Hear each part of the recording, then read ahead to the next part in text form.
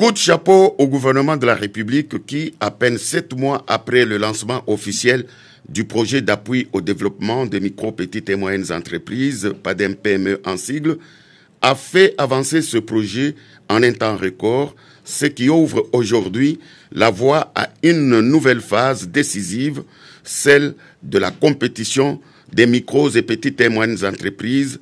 Ceci va se passer par un concours de plans d'affaires dénommé COPA, dont le coup d'envoi a été donné ce mercredi 30 septembre 2020 au cours d'une cérémonie organisée par le ministère des classes moyennes, petites et moyennes entreprises et artisanat, et présidée par la vice-première ministre, ministre du Plan, Élisée Mounemboué, représentante personnelle du Premier ministre, en présence de plusieurs membres du gouvernement, des députés nationaux et des sénateurs.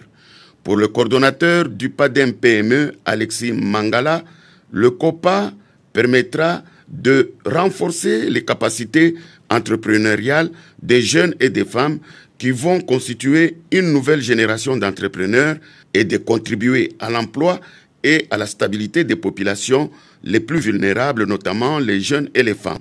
Le ministre des classes moyennes, petites et moyennes entreprises et artisanat, Justin Kalumba Mwanangongo, a pour sa part mis un accent particulier sur la politique du gouvernement qui s'est acquitté de son devoir, mettant ainsi les entrepreneurs devant leurs responsabilités, car la balle se trouve désormais dans leur camp.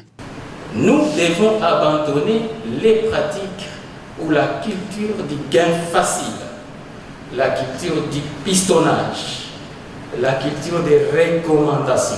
C'est l'essence de la compétition des plans d'affaires.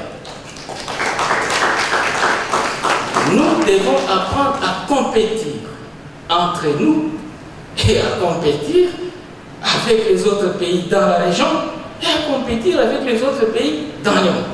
Mais ça commence par la compétition entre nous d'abord. En fait, la compétition des plans d'affaires est véritablement ce championnat à l'issue duquel il faut objectivement, je répète, objectivement remporter le prix. Objectivement. Sans compter ni passer par des recommandations du ministre des PME ou de notre vice-premier ministre, ministre du Plan, ou encore de tous les autres ministres qui sont là. Ne nous écrivez pas, ne nous contactez pas. Présentez votre plan d'affaires. Le concours de plan d'affaires tel qu'il a été présenté ce jour n'a pas manqué de susciter des réactions. C'est la renaissance de l'entrepreneuriat à la République démocratique du Congo. Nous venons d'un chaos et maintenant, avec ces projets, je pense qu'on va relancer l'entrepreneuriat. Chaque fois que l'on organise quelque chose pour booster l'entrepreneuriat, c'est-à-dire l'activité économique, que ce soit spécialisé pour le jeune, que ce soit spécialisé pour les femmes ou pour toute autre catégorie des personnes, c'est toujours un plus, hein, surtout dans la période actuelle où on est en pleine crise économique et que les problèmes de financement dans notre pays ne semblent pas s'améliorer sensiblement. Donc c'est quelque chose à encourager. L'objectif, c'est lancer les plans d'affaires. Quels sont les plans d'affaires les plus compétitifs? Monsieur le ministre l'a dit, il n'y a